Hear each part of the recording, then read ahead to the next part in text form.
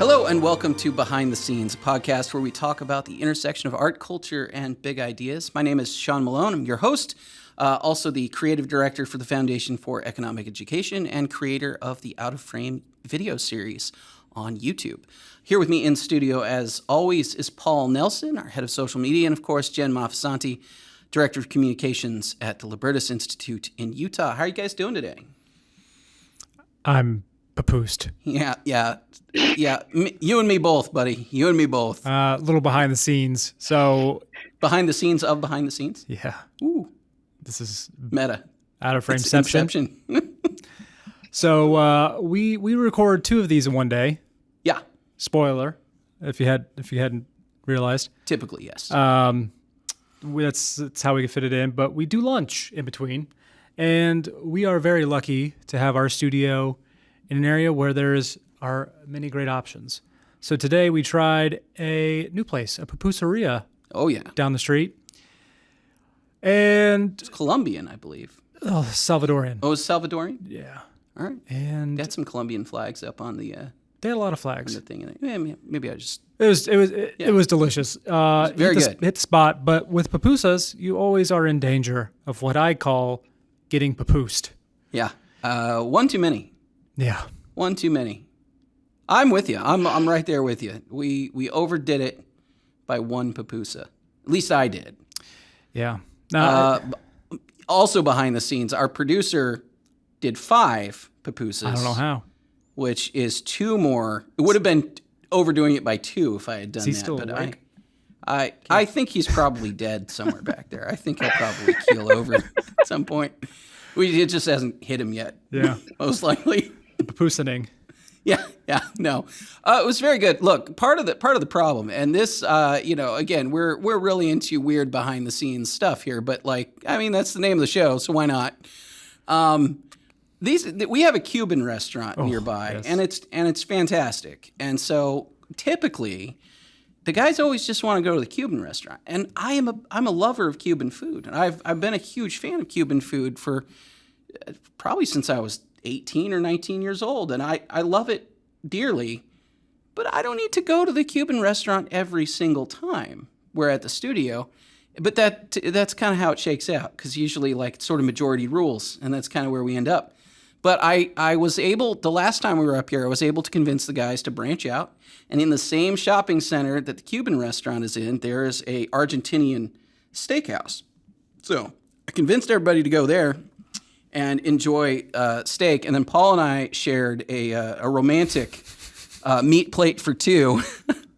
It was parrillada for a lot 2. Of meat. And so that was, if I recall correctly, it was 2 chorizos, 2 blood sausages, couple steaks. I'm not even sure what kind of steak those were. There was some. By the time I got to that, I was shoving meat in my mouth. For sure. There was short ribs, some short ribs on there. And then you got down to the bottom, there was chicken and some gizzards or something like that. And I got to tell you, we dug our way to the chicken pretty much. And then we were done. We were done. That was it. But all I'm saying is we got some good options. Mm-hmm. And sometimes if you branch out, if you explore new places, you find good stuff. And twice in a row now, pupuseria and Argentinian steakhouse, both wins in my book. Rub it in, guys. Both wins. Sorry, Jen. Jen is not here, being that she is a million miles away in Utah. Feels like it. Where might as well be a million miles away. And as we all know, Utah is known for its delicious food. Sorry, Jen. Hey, they put fry sauce on their tater tots, so it's some real gourmet stuff out here. What do you mean by fry sauce? Ketchup and mustard mixed, or what are we talking about here? It's actually ketchup and mayonnaise. Oh. Some people get real.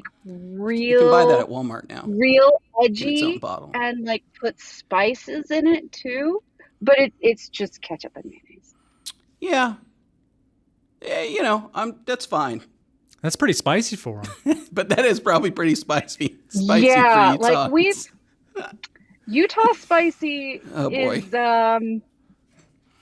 it's a different thing. It's a different thing. They put cumin. When you order like the hottest thing on the menu. Too much. Is It's that going to be black Utah pepper? spicy. is that Oh, it's so hot. What did you put a in it? grind Salt, of black pepper? man. It's just salt. That's just It, salt. it it's frustrating. Oh boy. Sorry, Jen. It is sad. I mean, you leaving Atlanta was sad to begin with, but that was one of the things that I probably was the most sad on your behalf about. Well, I appreciate you, I Sean. think that one was tragedy. But look, here's the thing. You've got opportunities. Being someone who actually knows how to cook, you can bring native Utahns out to your house and, enlighten them with delicious foods that they have never experienced before. Because That they've is been true. stuck. This is what happens when you put And I've been working on it. Yeah. Look, we add a clove of garlic to this dish, and magical Pow! things I'm happen. sorry. Is it possible to only use a single clove of garlic in like anything? Let's agree on terms here, because I'm saying the whole thing. That's a head of Okay. garlic. The head of garlic. That's the head of garlic. A head Okay. of garlic, Then yes. yes. Not a single we can, clove. Yes. No. Yeah. Single clove is not Don't enough. ever, kids, don't ever let a recipe tell you how much garlic to put in your food. Okay. It's always wrong. You measure that always with your wrong. heart. Shoot for the stars. You measure that with your heart. Literally. With your heart. I think garlic's supposed to be good for your heart, isn't it? I think It that's is. like Probably. But usually what you put a lot garlic of alums, into, like onions and stuff.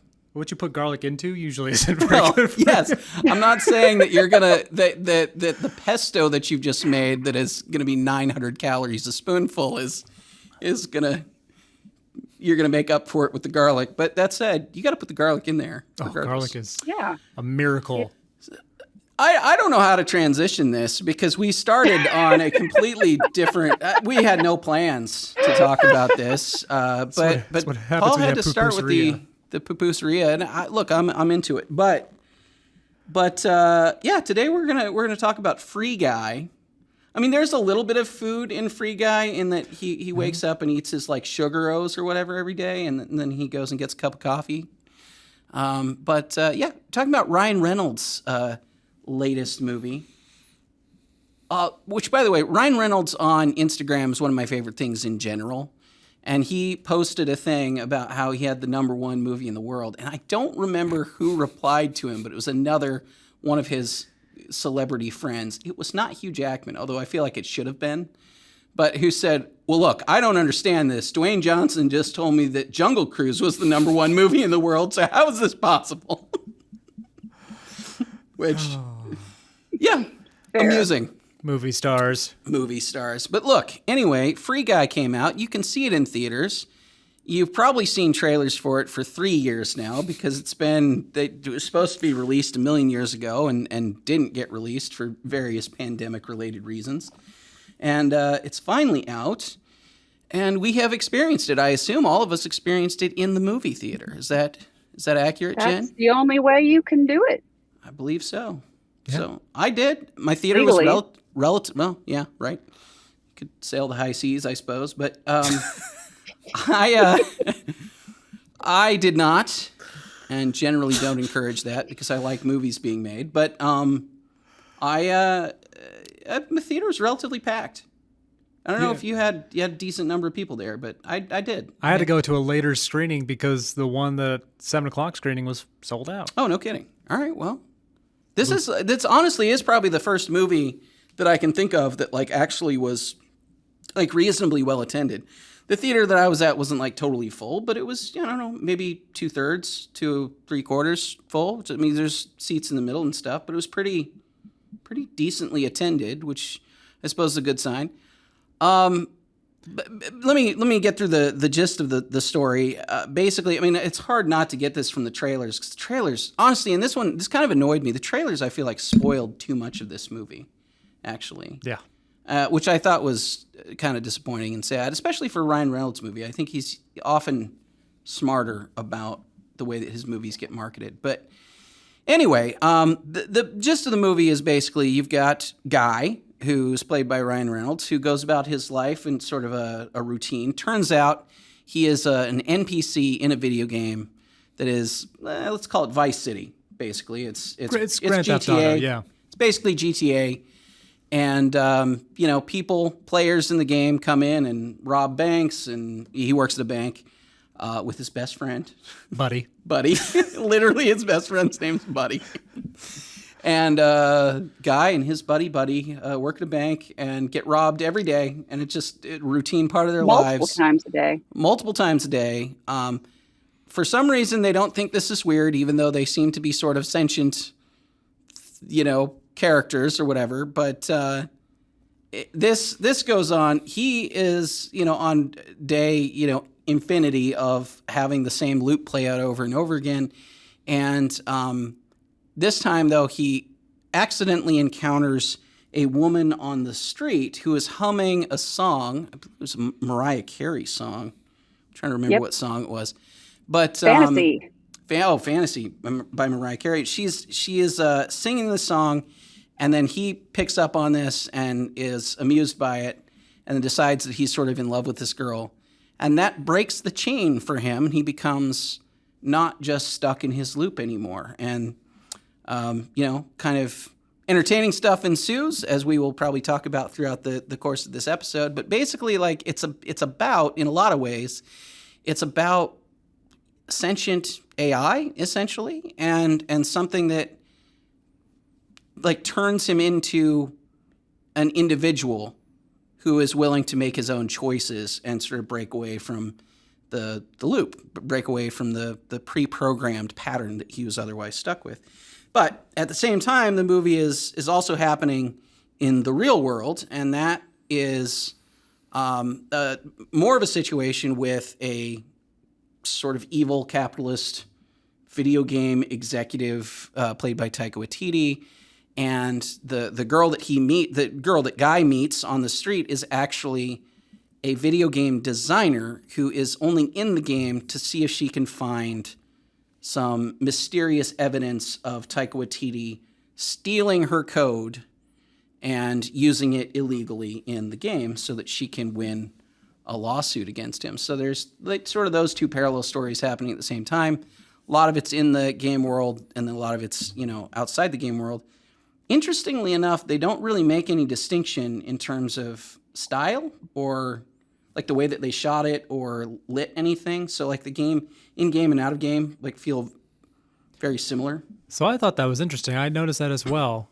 And the only time the in-game world was looked real, because other times if you saw it through the player's eyes, it looked like a video game. Right. It's when you were at Guy's perspective, which I found interesting. Yeah. It's a little. So maybe that's the choice, and it's so much of the movie is through Guy's perspective that you don't kind of lose it. It kind of feels the same to me, which I did think was kind of odd, because you would think that you would do more of a kind of a Tron thing or a Wreck-It Ralph kind of thing, or maybe a better example would be like Lego Movie, where you've got like very different version of this. But that said, I think part of the problem, again, is like the marketing kind of spoiled that premise, because if you didn't know going in that Guy was a video game character, then the beginning of the movie, it would actually be a surprise to you when you learn that. I don't know how important that surprise is to the movie, frankly. I mean, it's not that big of a deal, and it is the premise of the movie, so whatever. But, like, I don't know. It was kind of interesting to me that they didn't make a big distinction between those worlds. I mean, obviously, he took sunglasses on or off, and that was how he could see the things in the game that were, things that players were experiencing. So gun battles and people with jets, fighter jets and stuff like that flying around. But I don't know. It's pretty much a ripoff of the '80s terrible action movie They Live. Is that the right? They one? Live. With Roddy Piper? Where you take your glasses on or off. Yeah, we did an out of frame show. Hey, go watch that. There you go. Yeah, we did. There you go. Tie that right in there. A little bit different, but not that much. I mean, it's really, They Live obviously is about opening your eyes to the reality of the world that you're not seeing, the lizard people that are under the skins of politicians and whatnot. Okay with that. But yeah, I don't know. I have some beef with this movie. But it's kind of meta beef, so I'll get into it in a bit, but I'd like to hear your guys' takes on it first. Yeah, so I enjoyed this movie. I thought it was fun, very disposable. That sounds Yep. very bad, but this is like a summer blockbuster. You get some good explosions, some good action sequences. The story kind of all makes sense. I know you'll bring up some stuff which you're not wrong. It but, almost works. It's not. It doesn't hurt your mind that it's so dumb. No.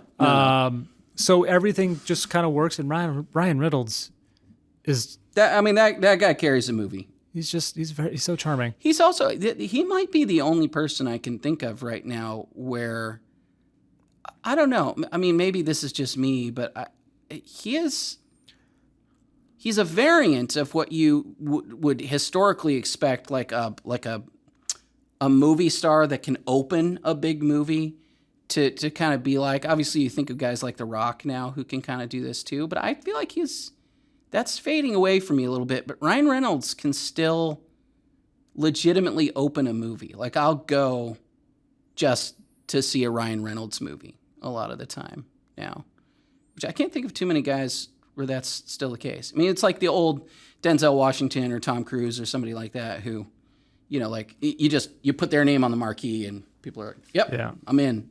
I think Tom Cruise is still there. Tom Cruise is probably still there, but in a very different way. Chris Pratt, maybe. Yeah. Maybe. I don't know. Why? Do you think so? Did you catch that, Jen? Crisp Rat. Oh, Chris Rat. Oh, yeah. Okay, I get it. That he did make an appearance in Suicide Squad in the in the credits. It was Sebastian the Rat. It was the actual person, and then Crisp Rat. Crisp Rat. Crisp Rat. I did not notice that, but that's fantastic. So a little Easter egg. But anyway, so back to this week's episode. yeah, right. The graphics, the CGI, which is heavy, actually works because you kind of, for me at least, it's a video game, so it's not always going to be perfect. So it's not trying to imitate real life; it's trying to imitate a video game, which I think helps make it feel better. Yeah, it doesn't have. I mean, I think in a Fully lot of agree. ways. A lot of the ways where it does imitate a video game is in its lack of complexity in the environments and stuff. So there's a lot of things where it's like, and you do notice this as the movie goes on, like where it's not a lived-in world in the same way that you would see in other places. It's very pristine. Like his apartment is very like box. It's a box. It very much looks like an IKEA showroom. Yeah, it's like an IKEA showroom. There's nothing out. There's no clothes laying over the bed or any, there's nothing about it that feels like somebody's lived here. No personalization. Yeah. So all that kind of stuff like kind of works. Or like the coffee shop. If you look at the coffee shop in the movie and you read the stuff on the wall behind it, it was like hot coffee basically like 17 times in a row. It's just like different variants of like hot coffee, like tall coffee, like large coffee, whatever, but it didn't have any character to it. It was just, and so some of that too kind of plays into the whole thing with the big video game studio, because there's a theme there, which Taika Waititi, who's the CEO of the company, is clearly rushing production on stuff. So that's how you end up getting things that were totally spoiled in the trailer, like dude at the end of the game saying catchphrase, and it's like, well, we didn't have time to come up with a cool catchphrase, but some maybe catchphrase as a catchphrase is a cool catchphrase. It's the sort of that kind of thinking sort of permeates the tone of everything, which is funny. I mean, it works. I mean, that stuff works. I really wish they hadn't shown dude in the trailers, though. I really wish that had been a reveal for the end of that movie. Like, that one bummed me out, because like the minute I saw that too, I was like, oh man, I really wish I hadn't seen that. And I told my wife that, and I was like, I'm not going to send you this trailer. Don't go looking for trailers for this movie. And then we went to go see, I think it was maybe Green Knight or something, and they showed the trailer anyway. And I was like, well, I was trying to prevent you from seeing this. And then immediately, like, we went to the movies, and that was the first trailer that we saw. So it was just like, that's dang terrible. it. Dang it. But Look, I mean, there's a lot of the movie that I enjoyed. I mean, I think Buddy, Lil Rel Howery's character's funny and great, and like a great, like, I don't want to call him a straight man exactly, but he was the less adventurous of the two of them, but he was just a lovely friend, the best buds. I thought that worked really well. I thought, I thought the stuff with the guy from Stranger Things, Joe Keery, and Jodie Comer's character, Millie. So those two characters I thought played together pretty well. But yeah, I mean, I agree with you. It's sort of forgettable to me. Like, it's not anything that I... Nothing wrong with it. No, nothing particularly wrong with it. I don't know, Jen, what were your sort of big initial thoughts or reactions? Taken in isolation, it was a really fun movie. I really enjoyed watching it, but I didn't think very hard about it afterwards. It was all right there. I did take my boys to go see it in the theater with me as kind of a last hurrah of summer sort of thing, because they started school recently. So we went to like a matinee, like 10:30 in the morning on a Sunday. So there was nobody in the theater because it's Utah. They're all busy then. So yeah, it was a good time. We enjoyed ourselves. I will say this is a little spoilery. In fact, it's quite spoilery. But at the very end, the evil businessman TM does get his comeuppance, but it's through market forces, which I really enjoyed. But it was very fluffy. It was very single serve. It was a bonbon of a movie. I will say there was one. I feel like, I mean, I'll announce this as spoilers. So just skip ahead a little bit if you don't want to hear any spoilers at all. It's a minor one, but not bonbon part of this movie for me was Channing Tatum. Yeah. Channing Tatum, for me, doing Fortnite dances. Big winner of this movie. As the avatar of the nerdiest, dorkiest video game streamer you could ever hope to meet. Oh, that was so funny. Screaming at his mom. Mom! Just Channing Tatum in this movie. Look, I mean, anybody who's familiar with Channing Tatum, he's got comedy chops, and he is a very, very funny guy. But like, this was for me like a beautiful cameo for that guy, because he just got to like really, really do stupid, funny things as like this James Bond level handsome, physical specimen or whatever, which is always a funny move. So I thought Channing Tatum like stole a lot of scenes. The other thing I got to say I noticed only in the credits, which I was amused by, is that there were actually a lot of other celebrities who are in this as like just background NPCs in the game. So Hugh Jackman played masked player in Ally. Tina Fey played vacuuming mom. Oh wow! Dwayne Johnson was a bank robber.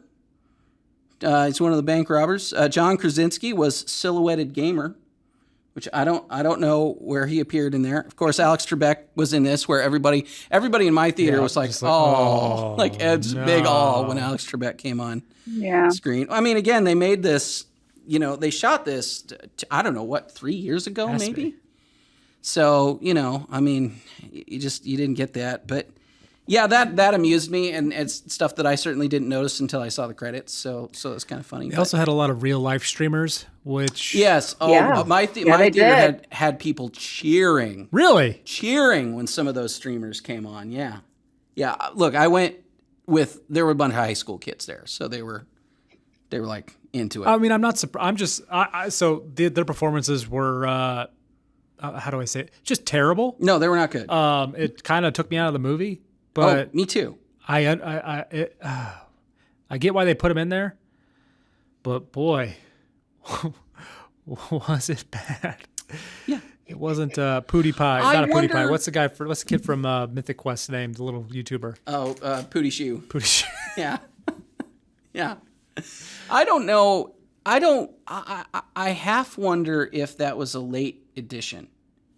Like, I don't know that the script had that plan to bring those streamers into the movie, because all they did were cameos like on screen. That. Oh, maybe not, but it felt like a weird addition to me. But this is some just interesting facts kind of that exist outside of this movie. But one of the streamers, Jacksepticeye, the Irish one, yeah, he and Ryan Reynolds are actually like really friendly acquaintances. Well, when though? So I guess I mean, like for years now. For like way back. Oh, all right, yeah. Maybe so. I don't know. I agree with you. It kind of took me out of the movie a little bit, but I think they could have. I think that the way they should have done it, that part is make it actually look like you're watching their stream and not just camera. Just cut to the So they basically like sort of cut to YouTube essentially, which was kind of a weird. And like Ninja, he's like never full screen. He's always in the little corner in the bottom.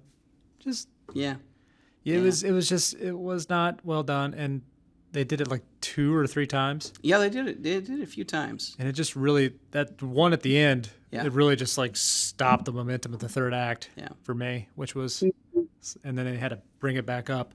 Yeah, well. I mean, like, I get why they brought him in. It's not like you can have like CNN news clips about some NPC in a video game. They did though. Yeah, they still did. Really. No, yes, it makes more sense if you're going to do that to have Twitch streamers or YouTube streamers or like Kotaku or something like that be your, I mean, like that makes more sense than CNN. Or like but still, they news or something. Sure, but they still did it anyway, so it didn't really matter. All right, so they just did it poorly is the real problem. Yeah, I think so. So I've got beef with this movie, and I teased this earlier, but I really do. It's not exactly the movie itself, though. There's something about the movie that bothered me, and it took me, I don't know, like a half an hour or an hour or so. I didn't really figure out until maybe I was almost home from the theater.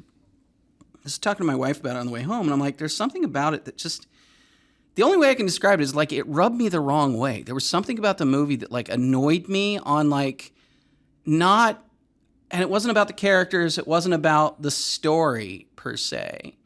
It wasn't really about the production of the movie. And then it hit me eventually that it was about Disney. Like, and the thing that rubbed me the wrong way was the fact that Disney made the movie. And I'll have to explain this a little bit because, so this is somewhat spoilers, but this is basically the plot of the movie. Like the part of the movie that's about Millie's character, Millie and Keys are the two, they're video game designers who had a game that they built, and Millie specifically built an AI, Keys, I guess, built the actual AI. He was the coder of the two of them, but they built an AI, an artificial intelligence engine for their game. Their game was not supposed to be a violent, sort of rampage kind of Vice City sort of game. It was meant to be, as far as I can tell anyway, it wasn't even really meant to be played. It was just meant to be a fishbowl where they put AI-driven characters in the game, and the player experience is basically just to watch the growth of these characters inside the game. So it's a little bit SimCity, it's a little bit Tamagotchi. I mean, it's really like, it's a game, and there are a lot of games out there that are kind of like that, where you get a pet or something like that, and then you just kind of watch the pet grow and do what it does. Or games. What's the game where you build zoos or whatever? There's games like that. Zoo Tycoon. Zoo Tycoon. Is it Zoo Tycoon? I don't know. There's everything Tycoon. Well, in any case, stuff like that where you decide as the player to drop animals into the game, but then you don't control them. You don't play as an elephant. The elephant just grows and does what it does. But in their game, of course, the idea is that they've got really sophisticated AI, so they become more interesting over time. They don't just perform their little loop and continue on. So they sell that game. The premise is that they sell that game to Antoine, who's Taika Waititi's character, Tsunami, I believe it is, Studios, and they under the idea that studio is going to release the game. Well, turns out Antoine doesn't release the game. He doesn't make it for sale. But what he does do is take the IP, in particular the AI engine, and he puts it inside the next iteration of Free City, the game that the guy lives in, right? So that's the spark of everything, really. It's that Guy actually is becoming sentient because of this artificial intelligence engine that was built by Millie, right? And Keys and her partner, right? And so that's fine. That's all fine plot-wise, but then they make a big deal out of how this is awful. Because the aspect of the story where Antoine is the villain, he's the villain because he supposedly took the code that they wrote and put it in the game without their permission. Well, first of all, I've got an issue with this because he bought the game. So unless their contract for some reason forbid their studio from using the code that they wrote in other games, especially something as core to a game like an AI engine, like imagine, like the Unreal Engine, for example, you can use on tons of different games use it. If you built that and you built a better version of that, and then some game company bought it, they bought it so that they can put it in all of their stuff. They didn't buy it just so that they could release this one game and move on. So to me, that is a little bit of a problem because there's just no way I can't imagine a scenario where that game studio would have signed a contract like that. They would have bought it so that they could do the thing. And sure, maybe you're upset that they didn't release the game. That's fine. But then the thing is, the way that they set this up is that he's a bad guy because he took their IP and then used it in another one of his games. Meanwhile, here I am watching a Disney movie where Disney as a company is Antoine. Like Disney does what Antoine does in the movie constantly to everybody all the time. And not only that, things like, getting copyright law changed so that they never have to give up the mouse or all of these things, 120 years of copyright protection because of Disney. You've got, they are the biggest company I can think of in terms of like aggressively, legally defending their IP, but also buying up other people's IP and then using it in other properties. So down to this very movie, and again, spoiler, the very end of this movie, Ryan Reynolds' character, Guy, is fighting the big beefy version of him called Dude, and he literally pulls out a lightsaber and John Williams music floods in, and we get Star Wars, right in the movie, and then he cuts to he gets attacked or whatever, and he pulls up a Captain America shield, and you get Avengers music coming into this thing, and it was very funny. A legit funny moment there. Yeah, to have the Chris Evans cameo. Legitimately funny beat, but still, the movie is about a big, powerful businessman taking this smaller IP and using it for his own profit in this other thing. And then Disney not only is the corporate embodiment of that idea, but also literally did it in the movie. Like literally in that very movie, pulled IP from some of their other properties that they have recently purchased, like Star Wars, and sunk it into this movie. And there's like no sense of irony to it at all. Like there's no sense of like, wait a minute, first of all, there's like, are we the baddies? Which you should be you should be kind of doing right now. But also, like, there's not even like a wink about it. Like, see what we did here?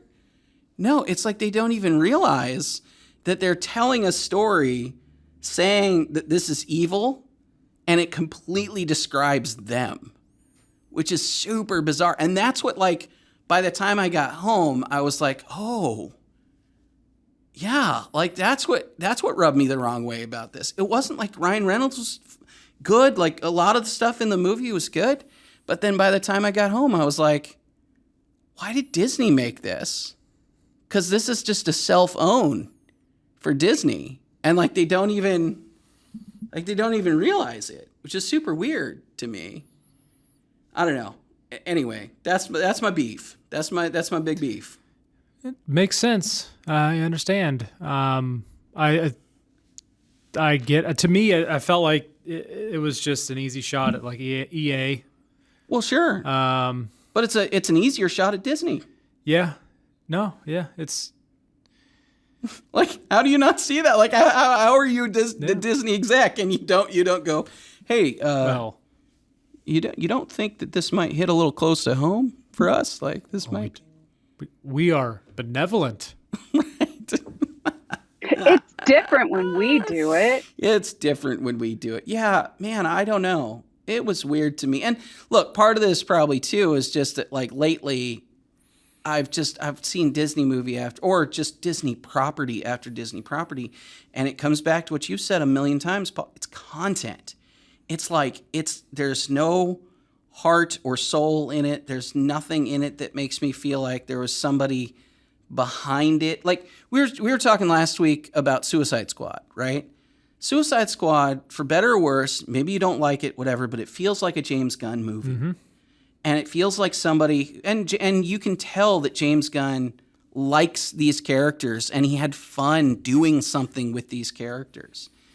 But the Marvel TV stuff, the new movies like The Eternals, Black Widow, I mean, all the most recent Star Wars stuff, like other than Mandalorian, or at least most of the Mandalorian, it all feels like, and by the way, the Mandalorian feels like Jon Favreau, right, and Dave Filoni, which is like the minute that Disney crowds in on that, the Mandalorian's dead, which they're already close to, if not have already done so. It's hard to say. I mean, I don't know where they're going to go with it, but you see my point, right? Like there's nothing like. I just seen instance after instance after instance of that with Disney, and it's getting old. Like it's getting really old. Like, I don't go to Disney Plus. Like, the only reason I really pay for Disney Plus is just because we do this kind of stuff, you know? And like, if it were just me, I wouldn't, because like, I don't get anything out of it really. But then more and more, that's all it is. It just feels like another kind of just gross thing after the next. Yeah. And then this movie is like, the actual theme of this movie is about that. And like, nobody's even aware of it, which I don't know. My mind's blown by that. Well, it's just, it's kind of like what Jen said is when we do it, it's we're doing it differently. But you look at the content they're creating, somebody thinks that's good. Somebody thinks that, I mean, Twitter thinks that Captain or Falcon and the Winter Soldier was good. Okay. People on Twitter thought Loki was good. So, like, a very small subset of people think it's good, and that small subset. Twitter's a weird. Generally speaking, it's bad advice to get your sense of the general public from Twitter. Right, but to get a good sense of Disney executives and management. Yeah, maybe, sure. Seems to be going that way. Yeah, I mean, there are plenty of studies and stuff at this point on the makeup of Twitter, you know, and especially the power users on Twitter. They are not a representative sample not of even close. America. I think it was like if it was a congressional district, it would be Democrat plus 43. Yeah, something like that. Which is and would be like Portland. But yeah, it'd be like Portland, and it'd also be like a particularly wealthy version of that too. it's weird, like upper crusty media people and college professors, and I mean it's it. So It's awful. I hate Twitter so much. I also. But follow us on Twitter. Follow us on Twitter, everybody. Follow us on Twitter. Hey, look, you know what? I'll make a case for that. You follow us on Twitter. You are helping combat that ratio just a little bit. Just by one. We're doing our best to not be that guy. The worst on Twitter. Just the worst on Twitter. It's pretty bad. It's hard, but I don't know. That's my beef. But I'd sort of end this there, I guess. If you guys have other thoughts, I mean, let me know how you feel about the movie. But it just, I don't know. It just made me hate Disney more. It was fine, guy. It was fine. It was fun. Look, it's fun. The movie is not the problem. The movie per se is not the problem, right? Like, and I want to be clear about that. Like, I like Ryan Reynolds. Again, Channing Tatum made me laugh multiple times in this movie. You know, there's just I liked how it ended. I liked. I think she was a little bit dumb for not like the fact that they had to, sorry, this is another spoiler, but like the guy, it's a really romantic moment actually in the movie, but Keyes reveals to Millie that he wrote the reason that Guy, sorry, massive spoiler here, but like the reason that Guy broke away from his pattern in the first place was because he was supposed to be built around an unrequited love. That was sort of his character. And he was the guy who was always waking up every day and talking to, and he did this at the beginning of the movie, talking to Buddy about how someday he would find the girl that was right for him. Well, then he built that vision of the perfect woman off of Millie. And so when he actually encounters Millie in the game, it breaks him. Basically, it breaks his programming a little bit. It was a very sweet thing. And then the movie felt like they had to show that again to me. They showed that twice, and I'm like, it was 5 minutes ago, guy. Like, I'm good. Like, I can remember. I remember. I and then ran out into traffic. Yeah, he's just out. And then they ran out in traffic, which is a funny bad idea, kids. Well, it's like she could have run all the way across the street. They didn't have to. They could have gone to the You corner. could have used the crosswalk. They could have done that too. We have laws, people. Look, it was a romantic thing, but actually what I was talking about was Guy and Buddy. Like, Guy and Buddy at the end, to me, like, just kind of walking off into the sunset, just best buds. It just seemed like a fun way to go to me. But yeah, I mean, again, my beef is not, it's not the movie exactly. It's everything around it. Yeah. Just frustrating. But, yeah. All right, let's end this here. I suppose, recommendations. I mean, I'm perfectly fine recommending this movie. It's not going to make my top movies list or anything, but it's perfectly good. I would watch it again. I'd watch it again for sure. Yeah, I'd probably be annoyed at Disney again, but it was fine. It was funny. That's the consensus, everybody. It was fine. Totally fine. Stake in the ground. It's fine. It's fine. No, not A+. B-. B-. Just right in there. All right. We'll end it here. We are going to talk about something related to the movie, though, in the bonus section. As most of you guys know, if you listen to the show, we're going to stick around after this, and we're going to do some bonus material for our Patreon or Subscribestar subscribers. If you're not one of those and you want to hear this kind of content every week, please join us on patreon.com at patreon.com/outoframeshow or subscribestar.com/outoframeshow. And, just give us $1 a week or $1 a month or whatever it is. I don't know how this works anymore. I can't remember how money. Money. Doing the thing.